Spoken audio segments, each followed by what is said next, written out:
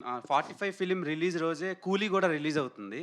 So, ఎలా ఉంది sir? ఒకటే రోజు 2 సినిమాలు పెద్దవి రిలీజ్ అవుతున్నాయి. అదే హౌ యూ ఫీల్? చూస్తాము. ఇంకా తెలీదు కదా! మన ఫ్యూచర్ గురించి ఎలా చెప్పేది. సో, అండ్ దెన్ గ్యాంగ్‌స్టర్ ఫిలిమ్స్‌కి ఒక కొత్త రెవల్యూషన్ తీసుకొచ్చారు మీరు 'ఓం' సినిమాతో. సో, ఆ 'ఓం' సినిమా ఈవెన్ రిలీజ్‌లో గూడా హౌస్‌ఫుల్స్ అయ్యి చాలా బా రన్ అయింది. అండ్ ఆ కాంబో ఇప్పుడు ఒక స్క్రీన్ మీద చూడబోతున్నారు. And even Telugu people also waiting for your combo actually.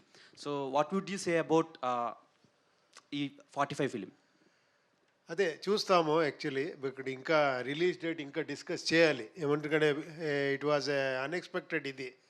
వేరే ఫిల్మ్స్ తర్వాత అనౌన్స్ అయింది. తర్వాత వాళ్ళకి ఇంకా చాలా అదే శివಣ್ణ గారు చెప్పారు కదా! గ్రాఫిక్స్ వర్క్ చాలా ఉంది. అన్నీ చూసుకొని పక్కా మంచి డేట్‌లోనే వస్తాము డెఫినెట్‌గా. 'Arjun Janya' sir. Teaser was fantastic actually. So, Thank you, sir. Why should you choose these 2 stars in your 45 film?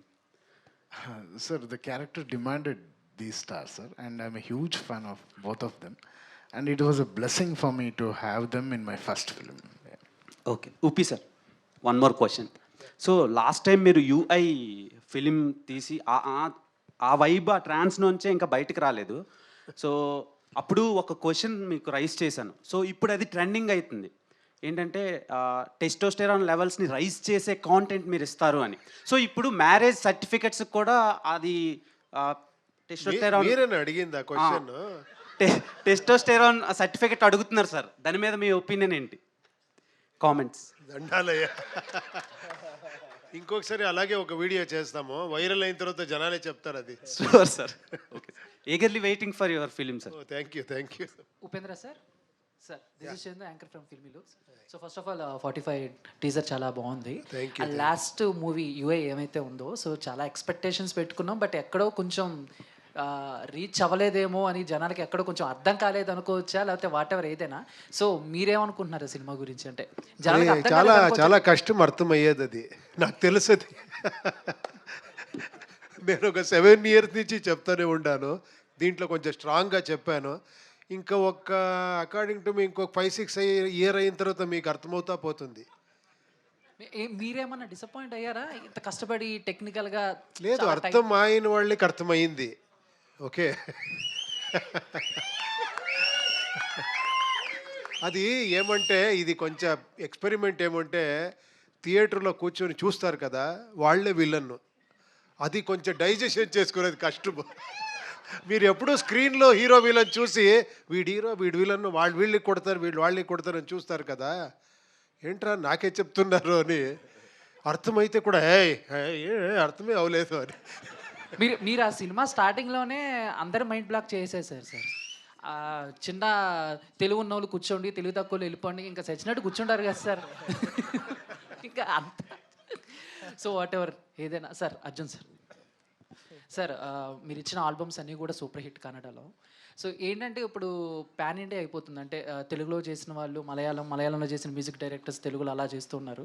But మీరు ఎందుకు ఇన్ని కన్నడ సినిమాలు 100కి పైగా కన్నడ సినిమాలు చేసినా కూడా స్ట్రైట్ తెలుగు సినిమా ఎందుకు చేయలేకపోయారు? యాజ్ ఒక సింగర్గా కానీ లేకపోతే మ్యూజిక్ డైరెక్టర్గా కానీ వచ్చినాయా, వదిలేసుకున్నారా ఆపర్చునిటీస్ ఏమన్నా? No, sir. Actually, see, I'm working as a music director from 20 years. So every year I'm doing 12 films there, sir. So every month there will be one release of mine.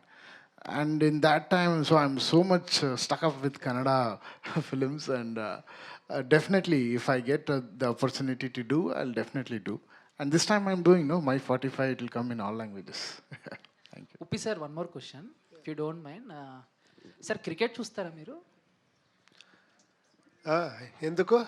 అంటే your from Bengaluru, so RCB and IPL trending నడుస్తుంది, ఈసారి cup నమ్మదే. So చెప్తారా ఈసారి కూడా అంటే 18 years నుంచి struggle అవుతుంది RCB, ఈసారి ఏమన్నా?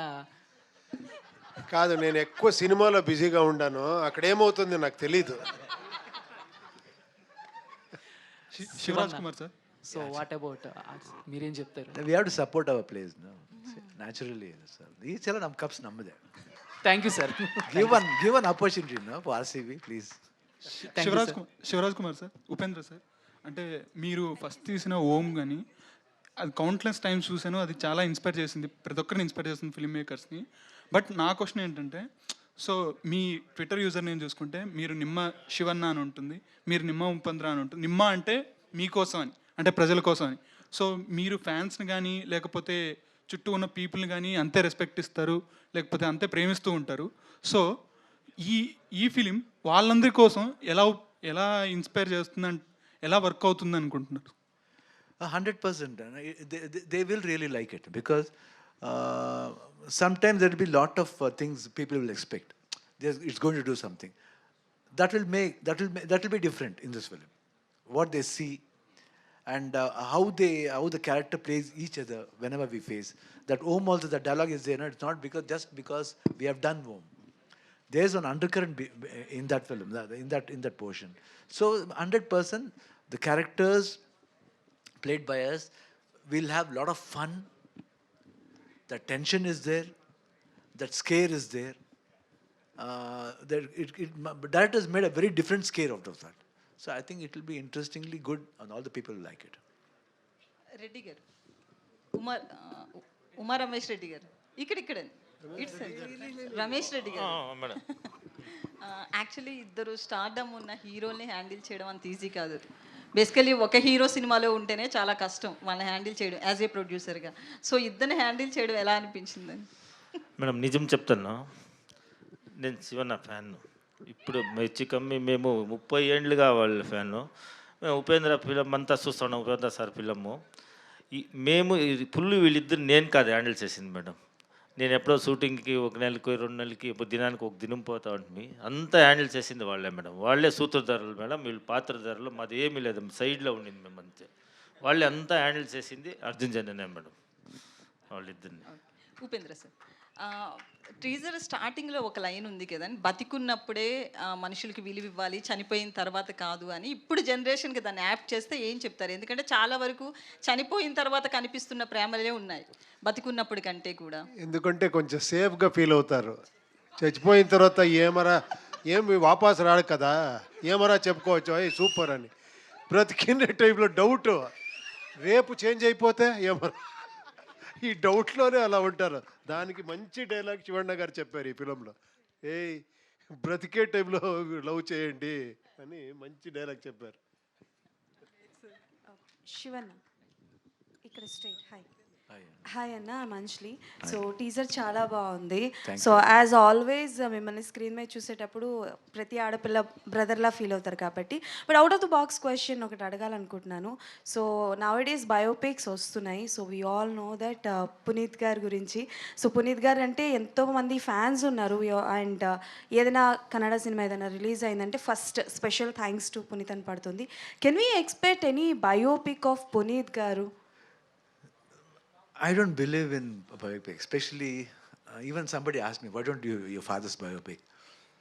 No, I should not do. They should be like that. They are living legends always. For me, they are always living. Puneet and Rajkumar both are always living for me. I don't feel that they are not here at all. I feel somewhere it might be in your heart also, somebody else's heart also, anybody's heart, and his eyes are looking. Yeah, but see, we have so many biopics and they are also legends. So why don't we? Why the reason? What I is don't the know, reason? somehow because whenever we think, we cry. So while doing this, I don't want to get upset like that. And somebody asked me also to do, but I'm not for it. But I'm doing one biopic. It will be an interesting film, next one. I think, I don't know whether to reveal the title or not now. But the director is very much, it's a beautiful, this one. It's called as Orange. Orange. Okay. I just said that it's orange. Okay.